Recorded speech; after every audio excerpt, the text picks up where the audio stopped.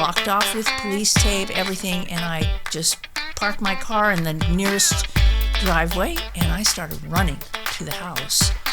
And the policemen that were there stopped me, and I just said, "Tell me it's not my son's. Please, tell me it's not my son's." Welcome, everyone, to another episode of Spiritually Challenged. I'm Jay Sherrick. I'm here with my writing partner of many years, David Ron, and with my good friend and neighbor, Steve. Yeah, there he is, Steve. This is exciting because we have with us a guest who is a very dear friend of mine and a phenomenal human being. So, Maria, we're so happy you're here. And why don't we start by, well, how do we know each other? We actually know each other. We met at a reunion. We both went to Harvard, but didn't know each other. I don't know about you, but my experience of people who went to Harvard is they always say Harvard instead of college. Yeah. So it's not like the college reunion, right? They always have to say like, "Oh, we were back at Harvard." Steve doesn't get to play this game because he went to Yale. Oh, now if you want to feel insecure about your education, my lack of pedigree. Right, so we were in the same class at Harvard, and we didn't know each other in school, but we met in a reunion. And because Maria actually was speaking at the reunion and was telling a little bit about her story, and I was just so impressed with her, so I made a point of meeting her, and we've become friends. Yes. I love that. Yeah. Okay, so I wanted Maria to tell a little bit about her story. So tell me a little bit about your life. So I grew up in San Diego County, okay, and pretty much, my entire life was there until I went to Harvard. And how did you get into Harvard? Because what was I was a competitive tennis player. I played Southern California tennis, and she was an excellent tennis player. And do you still play? I do. Good. Yeah. So after college, you went to law school. Correct. Where? Yes, I went to University of San Diego. Oh, awesome. See, I went to NYU. There you go, David. David dropped his alma mater. And so I was practicing law in San Diego, and during that time frame, I married, and I had two boys, two children. Their names are? Sean. And Kyle. And cool names. And then how did your marriage progress? Well, it didn't progress that well, okay, and so I had to make some changes, and my husband and I separated and ultimately divorced, and so we had shared custody of our sons. And what would you say, like, during this time of your life, what would you say your goals were as a human being? Like, what was important to you? Well, my sons, that was it. And I think a lot of people, they're lucky to have something that they feel passionate about in their work, and I never felt like that. I enjoyed my work. At that time, by that time I was working for the county of San Diego, and enjoying the people I work with. But for the most part, I was focused on my children, and I'd been raised to kind of succeed and achieve and do all these things, and so I was kind of dragging them along on that same pathway. What was your spiritual life like? Like growing up, what was your spiritual life like? And at this point in your life, how did that play out? So my parents were Catholic, and we'd go to church, and by the time I was 8 or 9, we had been going to church in Chula Vista. And my father discovered that he really enjoyed playing tennis. And so he had me and my brothers, I had 2 brothers. We would, go and start to learn tennis, and then he got very involved in it. So ultimately, we didn't go to church anymore because I had to play tennis tournaments. Right. He wanted to make me a competitive tennis player. So then we switched from Catholic to Church of Tennis. Church of Tennis. And that was my religion, pretty much all the way until whatever. So you're a professional mom. You've got a career. Right. You're still playing tennis. You're raising your 2 boys, and you've gotten divorced, and you're sharing custody with your husband. Tell us what happened leading into June of 2010, right? 2011. 2011. I'm sorry. So, like Jay said, everything was kind of moving along, and we had my ex-husband had another relationship. I was in another relationship. Everything was hunky-dory. My kids were doing well in school. At the time, they were 15. Sean was 15, and Kyle was 13. Both excelling. Sean at music. Kyle was a football player, athlete. So everything seemed great. And then on June 21st, 2011, as I was getting ready to go to work, my kids had left the night before to stay with their father, And I saw a news, something on the news, just about to turn off the TV, and I saw this headline, murder-suicide in Bonita. And then I'm looking at the television, and I'm seeing the house across the street from where my ex-husband was living. So I, of course, start calling Tom, my ex-husband, voicemail, Sean, voicemail, Kyle, voicemail, the house phone, no answer. And so I just jump in my car, and his house was about 5 miles away, and drove straight there, and it was blocked off with police tape, everything, and I just parked my car in the nearest driveway, and I started running to the house, and the policemen that were there stopped me, and I just said, "Tell me it's not my son's. Please, tell me it's not my son's." And they asked me my name. They said, "What is your son's name? Where did they live?" And then they said, "There's been shootings. And then that's when I just crumbled to the ground. It was a strange sensation to feel like I had to touch the earth right then and there. And that's when I discovered that my ex-husband had shot both my sons and then himself. I've heard this story a number of times. I just can't. I cry immediately. I mean, it's just wow. Mm-hmm. Wow. Okay, so that's probably the worst thing I've ever heard in my life. I started spontaneously bleeding. Yeah, that's. I mean, such a powerful story. I'm too shell shocked to comment. Now, David, you knew about this experience, it's just right? been hearing it from you, and There's no part of this story that I knew about. Okay, I heard Maria tell her story, and obviously the story's so powerful and immediately pulls you in.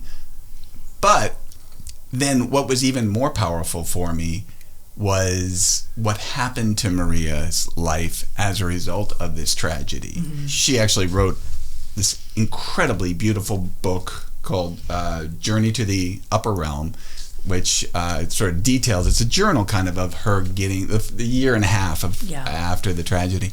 So Maria is someone who basically had very little spiritual connection prior to this moment in time.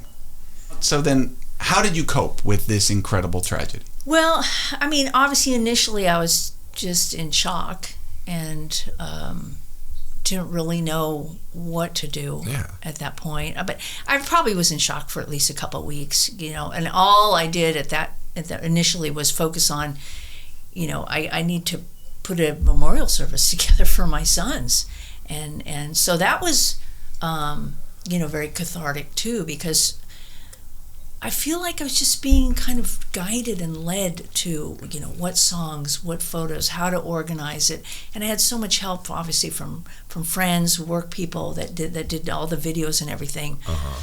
So that in itself was, I could feel something. I didn't know how it is that I'm able to do this. I feel like I would have just curled up in a ball. Yeah. And just laid in a corner. And still been in the ball. Yeah. Yeah. And, I had to honor them, though. I really did. Can I go back to just because it's so incomprehensible to me, did you learn anything after the fact as to why? Or like what was going on? So I think there were some mental issues. There had to have been, right? He did leave some sort of messages or notes. I never read them, but from what I'd heard is that basically he didn't want to live in this world anymore. He didn't want to stay in the world, but he didn't want his children to suffer or be sad. Yeah, I mean, what I got from the book also was he felt losing you was very hard to get over, and I guess that was part of it. Here's the other thing that doesn't make sense to me. Why didn't you just come and kill me? Right. Why did you have to kill my sons? Sure, there were plenty of times I thought to myself, well, I wish you just would have killed me too. Of course. All right, so let's talk about how did you start to cope? How did you? Where did your life turn? Yeah, so I would spend days sitting, wondering what am I going to do? Yeah. I think I spent a lot of time sleeping because that was the times when I would sense or feel my sons coming to me, helping me. Right. But one day I just was in just utter despair, sitting there crying, just not knowing what to do. Here I was, successful. I went to Harvard, became a lawyer, analytical, smart, right? I can figure this problem. Well, this is the problem I could not solve. Figure out, yeah. So then as I sat there, all of a sudden this name popped into my mind, Marcy, and that's when I immediately said, okay, I have to contact Marcy. Marcy was just a name that came into your head, or was that somebody you knew? It was somebody I knew very tangentially. I have a friend named Shannon, and her sister's Marcy. I think I met her one time in passing, but I didn't know anything about her.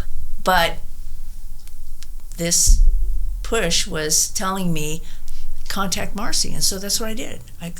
First I called Shannon, and I said, I need to get your sister's number. I need to call her and talk to her. And so she gave me the number, and I called Marcy, and I said, I'm Maria. And she says, yes, I know. And I said, I need help. Can you help me? And she says, well, let me check in with my guides. I'm like, okay, great, go ahead, whoever they are.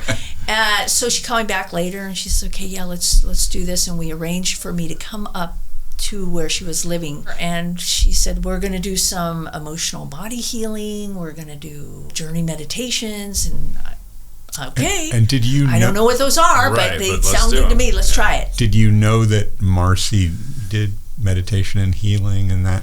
Did you know that was part of her life? Or No, the only thing that I knew is that Shannon, after my sons passed, Shannon reached out to me and said in a message, she says, Marcy has talked to the boys and they're doing okay, or I can't remember. I just remember whatever. I don't understand because my boys aren't here, and whoever's talking to them, I don't understand that stuff. I don't know what that's about. Yep. So I didn't know. I didn't know what she did. And so I spent about a week with her, and she was the one that taught me how to journey to the upper realm, to talk to my sons, to see them.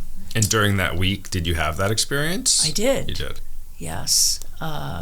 She started off slowly and took me to fairy realm first, which was a very interesting experience, and then on to animal realm, and where I met my spirit animal.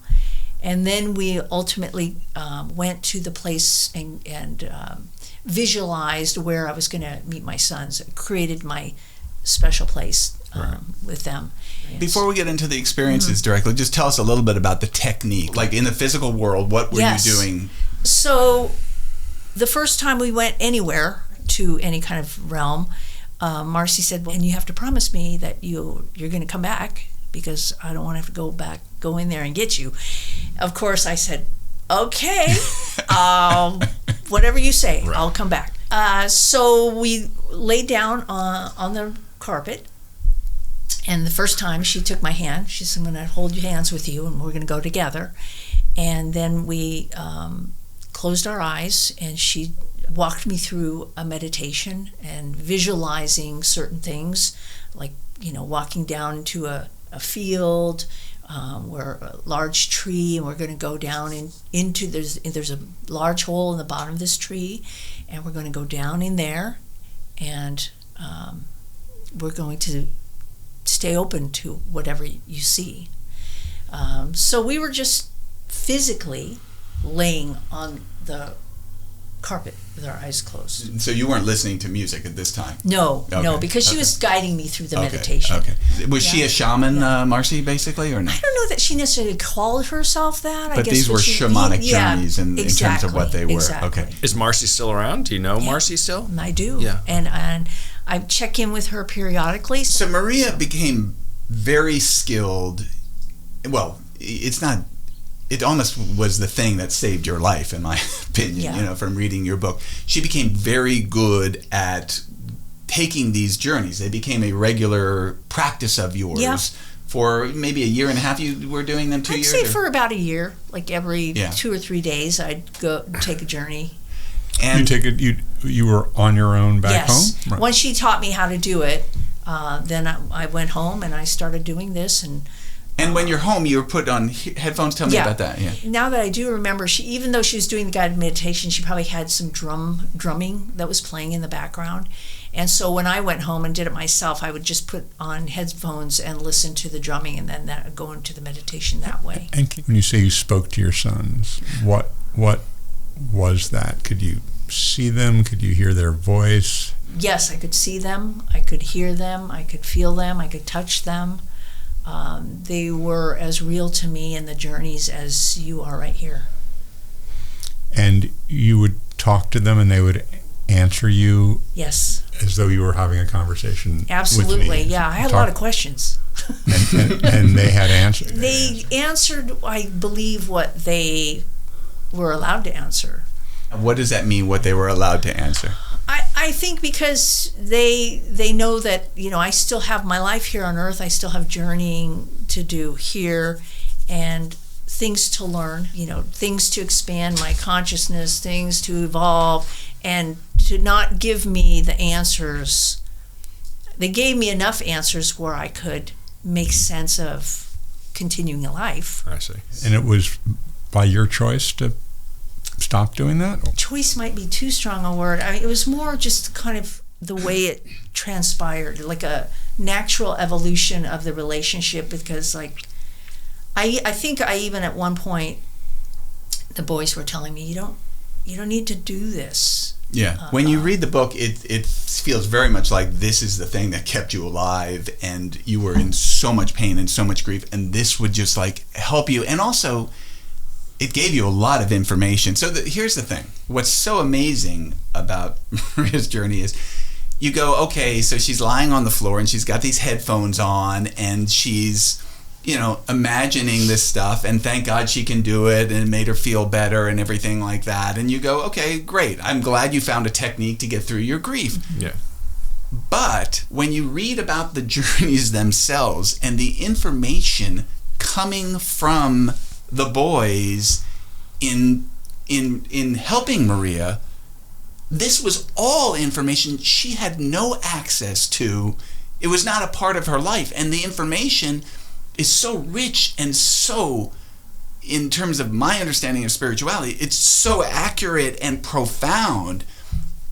She couldn't have made it up.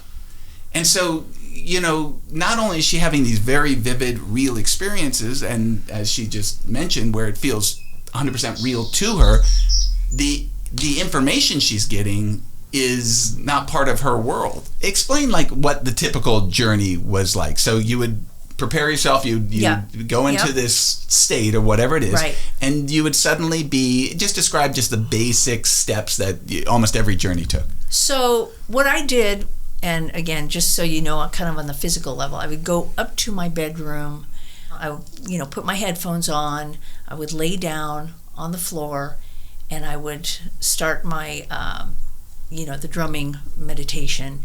And from there, I would visualize kind of an open field, and there was a well that was, down a little pathway. And so normally I would just go to the well and I would drop whatever was troubling me. If it was heavy or light, anything that was troubling me in my physical world.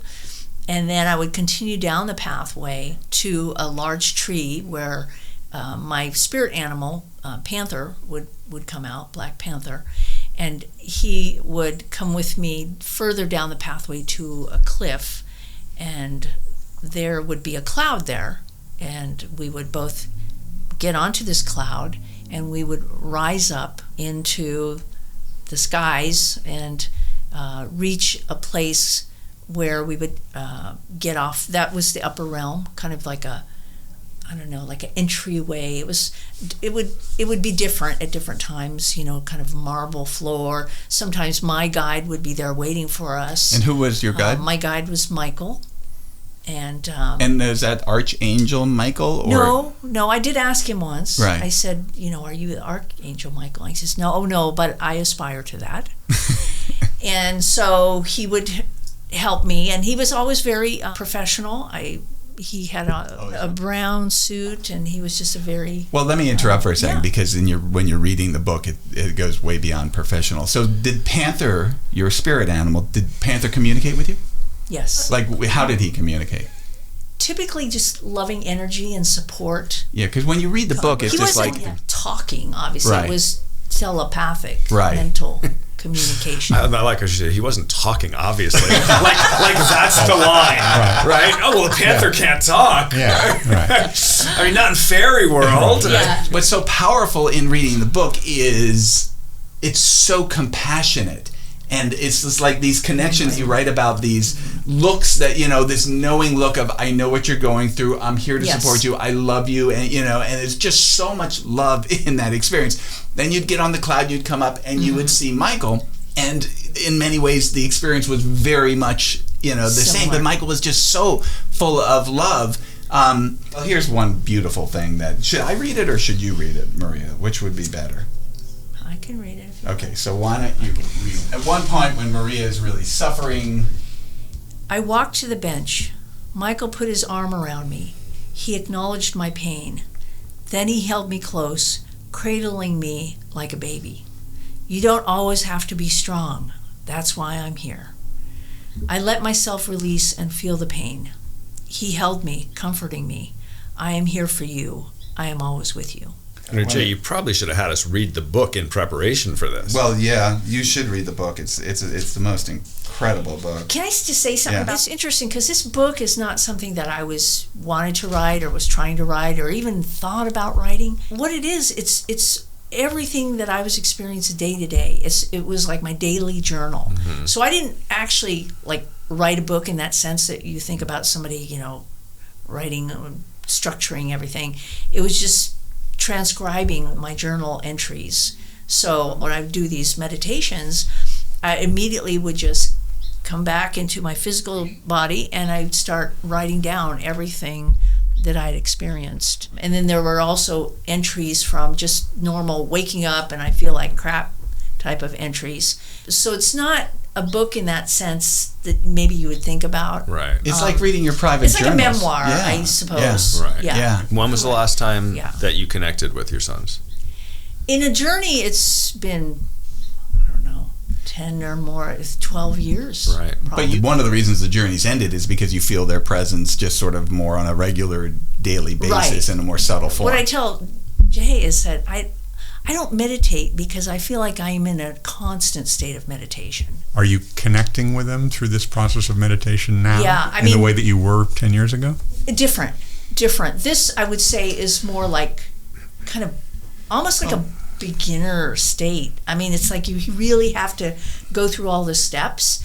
So when I say that I'm in a state of meditation, it means that I'm very connected with my higher self, so that there's a sense of connection to my sons and anybody else that I might want to feel connected to. Mm-hmm. Does that make sense? It's just. Do you have any sense of your sons being 10 years older? The passage of time, is any of that? So I've seen my sons in journey meditations. In these journey meditations I did that first year, I would see them at younger ages. I would see them at the age when they transitioned.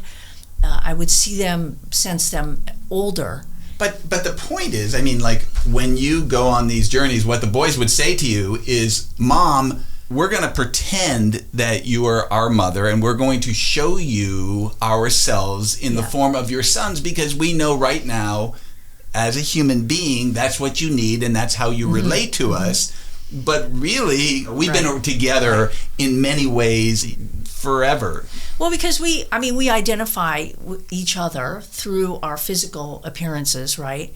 And so I want to see them. How do I know it's you? Right. Mm-hmm. So they show up the way that I would imagine. The boys were just showing themselves at various ages in physical form to suit her. The boys were actually energy. Spirit. They were spirit, and they had actually a color associated with them. Kyle was blue, and Sean was green, and you were pink. Yeah, so they would reveal their energy form, and as a human being, you want to touch the boys and you want to be with them, you want to see them in their hair. As a mother, it's so important. And they're helping you through this grief. Yep. And at some point, let me just read you this passage. They say, Mom, we're all energy.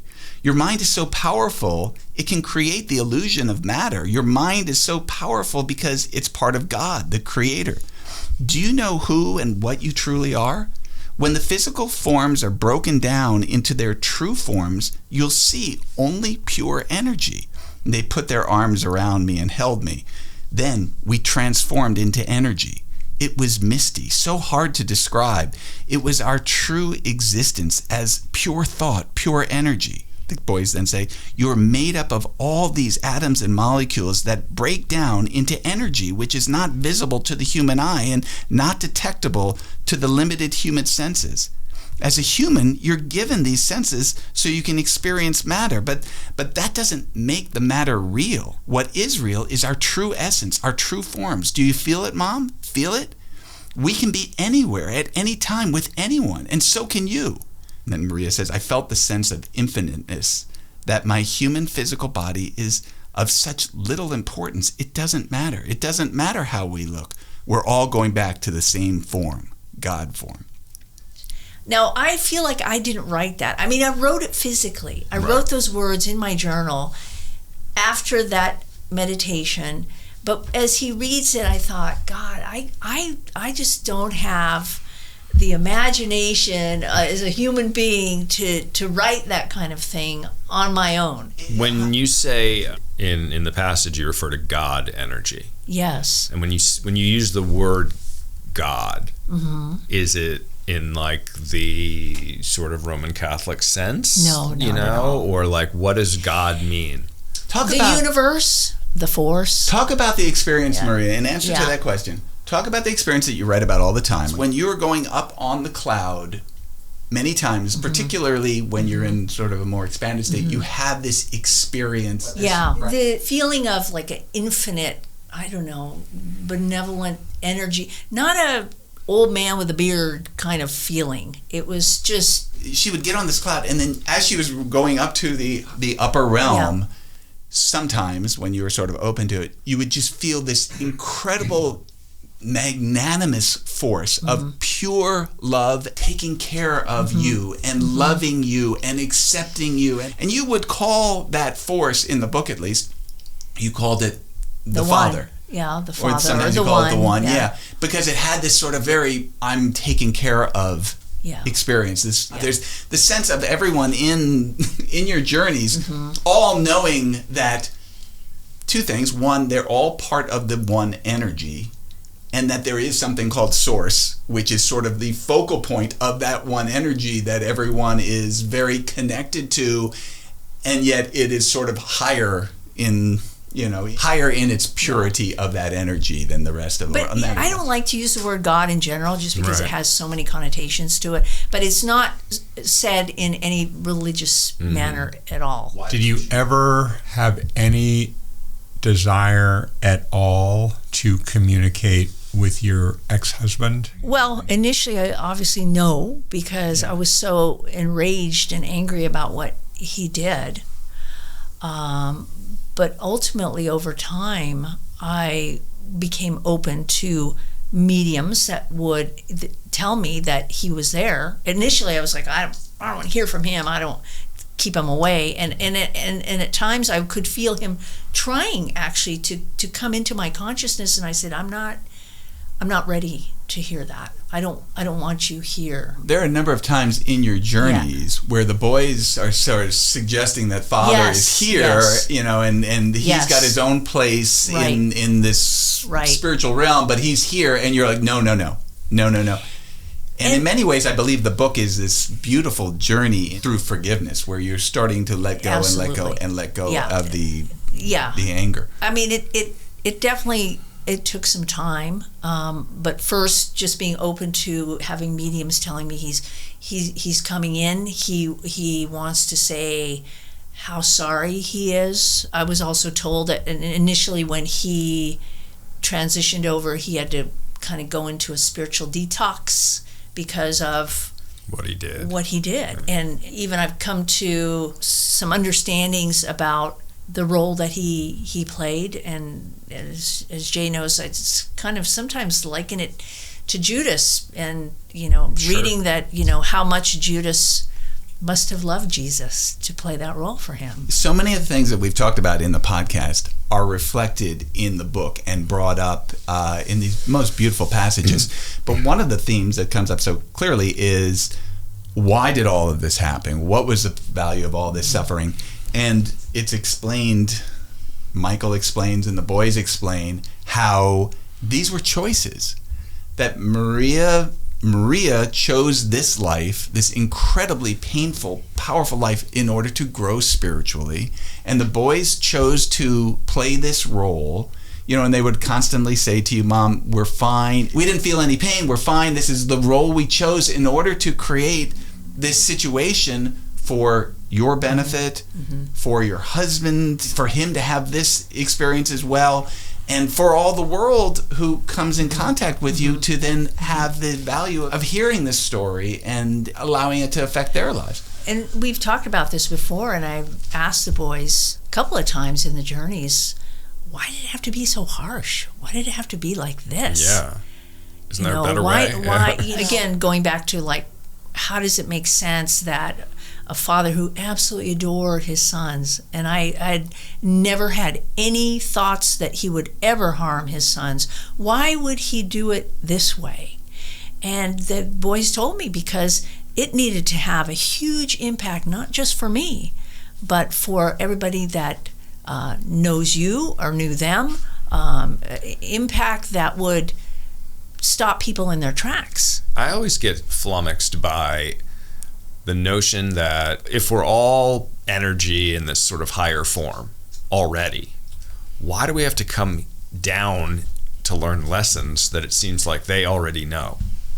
Do you know what I mean by that? Yeah. Does that make sense? Yeah.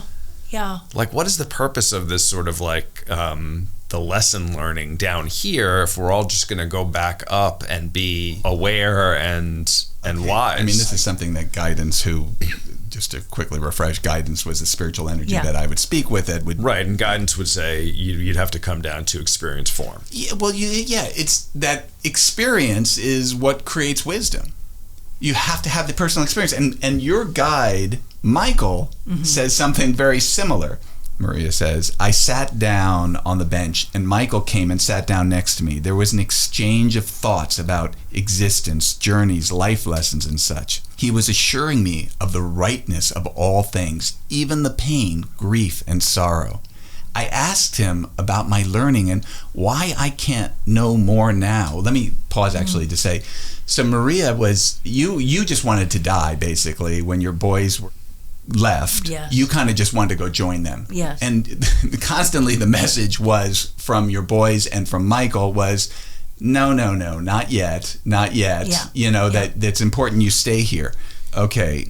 Let me see. He was assuring me of the rightness of all things, even the pain, grief, and sorrow. I asked him about my learning and why I can't know more now. He responded that the knowledge would impede my journey, that the process and going through the experiences without prior knowledge is the right way to learn the lessons. I asked him, am I going to be on earth for a long time, like another 30 years? And then he responds, it'll be long in earth time, but no time in eternal time. The boys will be here. You will exist with them here again as you always have. And then you say, do we have to go back to earth again? Like, will we have to reincarnate again? You're listening to it as if you're listening to it for the first time. And Michael says, not if you don't want to. Your evolution and growth will continue, and you can do that here. You've evolved so much and may wish to stay here after you complete this incarnation. And then you say, I want so much to see things from a soul level like you do now from here. Why can't I know more? And he says, you'll come to know things as they're meant to be known. Knowledge given instead of gained would impede your growth process.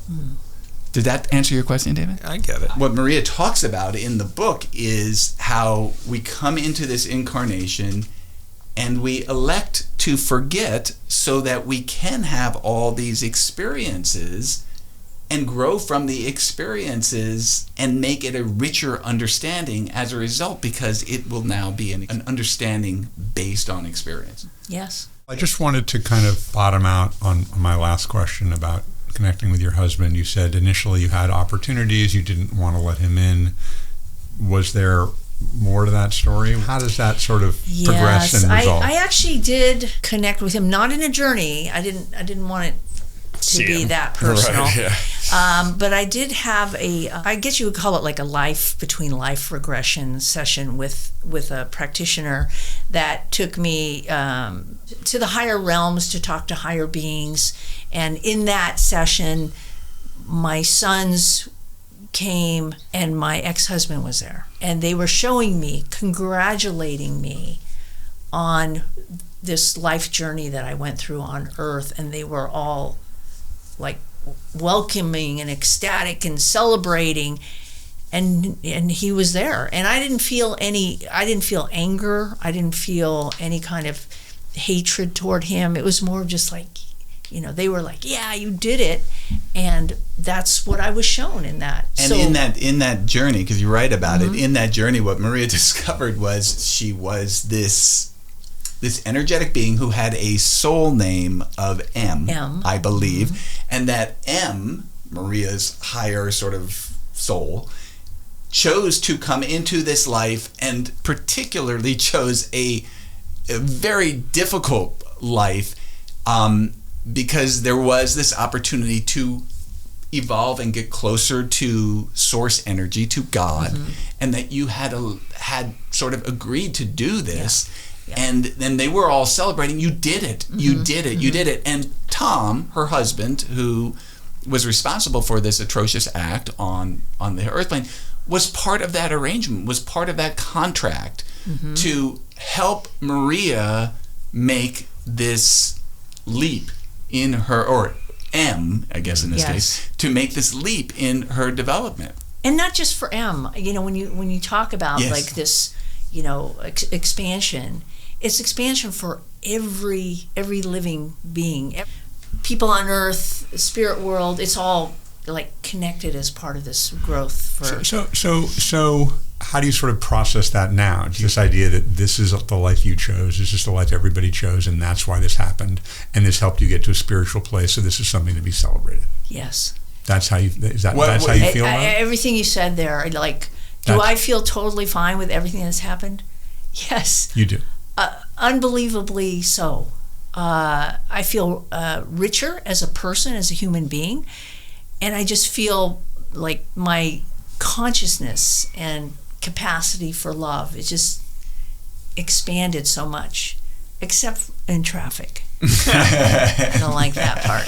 But still, I remind myself, and I have this awareness that we're all trying to do the same thing and trying to get to the same place.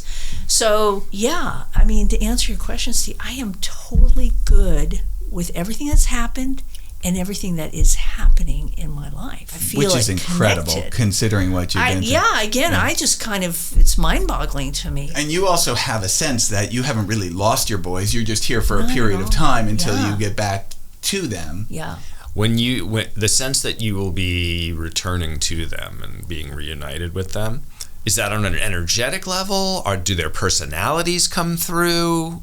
I think both. So for sure. So I think our personalities continue on. Okay. Yeah, they're very the boys are very clear and distinct. So I have a question for you. What, if anything, would you recommend if somebody wants to go deeper, or gain wisdom, or get glimpses of what you've experienced? What, if anything, would you recommend them doing? I would say first and foremost is really just get in touch with your intuition. That's going to lead you to whatever's going to work for you. What worked for me is not necessarily going to work for you, right? So, I've talked to a lot of people that have lost their children, and they want the solution. How do you get to where you are? Well, this is how I did it, and I want to share that with you.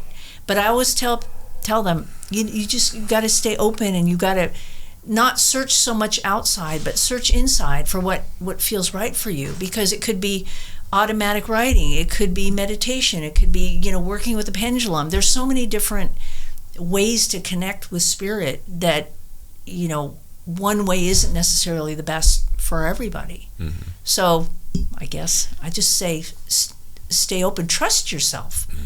Trust these urges or senses or thoughts that come into your mind. So one of the things that's kind of great about having you here is David's core issue in life is he's scared of death, and he thinks at the end of his life it all ends. And so he's like, when I can just see when you're talking, there's something in him which is going, God, I want to believe that. God, I wish I could have that journey and see that the sons were there, and and know that that this would be the greatest comfort in the world for David. And I'm sure there's other people like me. Yes. So when Maria would go up, she would have the same problem. Even though she's having these incredible experiences, she would say to her sons, how do I know this isn't all in my head? I would feel the same way. Yeah. Like, I'm thinking this, maybe I'm just imagining it. Right. Yeah. So Maria would have these sessions with the boys, and your heart would be so open, and you're crying, and you're full of love, and you're having these connections, you're getting all this incredible information from your boys, and you'd still be going, I need signs in the physical world. I need signs in the physical world. And the boys would understand that very compassionately and would give her just all these different signs just to help her human mind feel like this is legitimate. Right. Why don't you talk about there was one particular experience. Kyle was an avid football player, and he was like fan. My son Oliver, knew all the statistics. It was his passion. His birthday was coming up, and you knew that was going to be a hard day, so you asked for a sign on his birthday. Yeah, so they passed in June of 2011, and Kyle's birthday is February, so it was after about 8 months, it was coming around February 4th, and during that 8-month period of time, I had read books, I talked to mediums, I was doing the journeying, I was still kind of trying to am I getting this? Is this real? I was still searching, and so I thought, well, his birthday's coming up, maybe he'll send me a sign or something. And so his birthday was on a Saturday, and the day went by. I did a meditation, and I felt a lot of emotion, so the meditation wasn't very clear. So I just said, okay, well, then, nothing's happening today, and I just figured, oh well. So the next day rolls around. It's Super Bowl Sunday, and it was late in the evening. I had the game on. I was in my bedroom, and all of a sudden I see my little cell phone, my little flip phone, it starts ringing, and I look down and I see it is a call coming in from Kyle's cell phone, which I had not been able to find for months. The police and everybody, they had gotten Sean's laptop, his cell phone, everything, but I never was able to find Kyle's. So of course I saw that, and I'm freaked out and thinking, I gotta pick this up. So I pick it up, and there's no sound, there's nothing. I'm saying, hello, nothing. And then the call ended. I immediately called it back and went straight to voicemail. So when I looked on my call log, my call to him showed up, but there's no calls from his phone into my phone showing up on the log. So again, I just couldn't explain it from a logical, rational viewpoint. So I said to myself, okay, that was my son. He's sending me a message. Then the other thing that was kind of significant is I noticed that the call came in at 6:21 p.m., right in the middle of the Super Bowl. But 6:21 is the date that they passed, June 21st. And Kyle's jersey number is 21. So. And what did you say to me about the Super Bowl relative to his birthday? Oh, the Super Bowl for him was much more important than his birthday. Absolutely. He didn't care about his birthday. He cared about the Super Bowl. Yeah. If this journey that you've taken was all sort of preordained, the word, but you chose this life, does that mean that everything that happens is already determined today? Well, I do believe that the universe unfolds exactly as it is meant to. But that doesn't mean that we don't have free will. My thought about free will is that is how we respond to things that happen. What is our reaction? Are you going to be fearful, or are you going to feel loving? Are you going to be expansive, or are you going to curl up? That's the free will part. I think our lives in general are definitely have a theme or somewhat mapped out. And so all those things that happen, how you respond to it is the free will piece. And how you respond to it can take you in a different... So if you had the free will to not call Marcy, and you would be in a different place today. But your free will was you did call her, and so you got to where you are. Right. So I had a little bit of that, divine guidance saying, Marcy. Yeah. And I could have just said, well, whatever that means. Yeah. I don't know this person, so I'm moving on to this different pathway. Yeah. My understanding is, and the more evolved we get, the more open we get, the more we're able to hear those messages, and the more we trust them and trust ourselves and our instincts about those things, and the more we are able to align ourselves with the highest trajectory for what we've came in to do, and therefore evolve more quickly. Sort of like a snowball effect, because as you get wiser and more evolved spiritually, you become more in tune, and then you can move more quickly. And I think that's what I meant earlier, David, when I said about trusting your intuition. Mm-hmm. Intuition meaning more than just like kind of your gut feeling, but what you're feeling from the higher sources, whatever connection. Yeah. And I did actually want to say something to David about the whole the fear of death part of it, because when my sons died, I was basically begging my friends who were able to write prescriptions for drugs and stuff, just give me something, give me whatever will take me out of this world. And I didn't want to be here. Yeah, I wouldn't want to be here.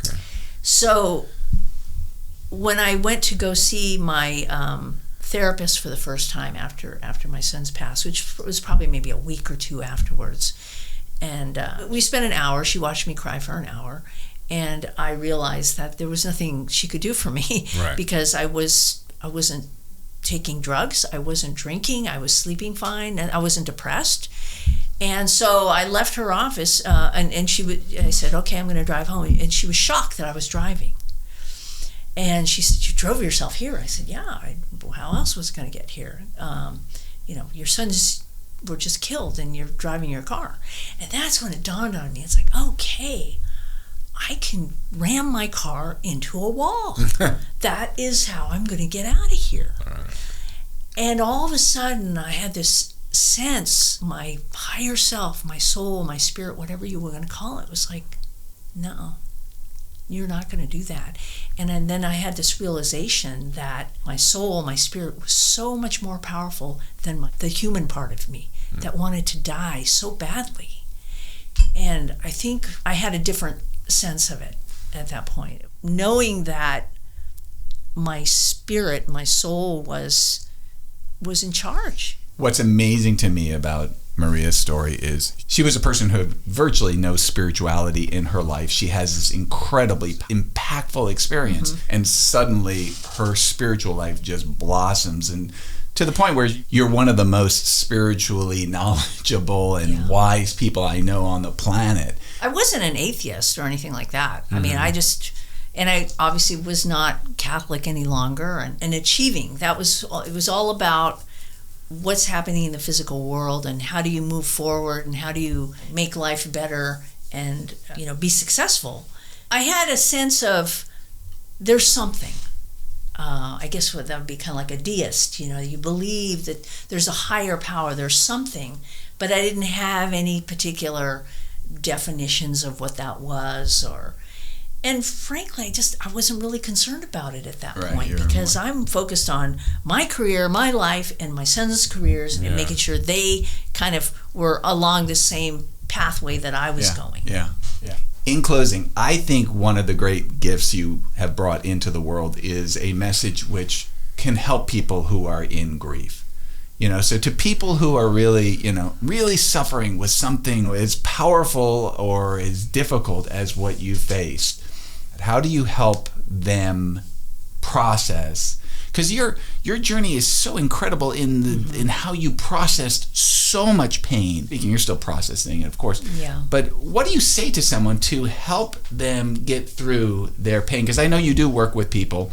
Are there a couple key things that you say to help people? I tell people, let it in, feel it, embrace it. There are a lot of books out there, and books that I've read that talk about how you get through, how you manage to, avoid the pain.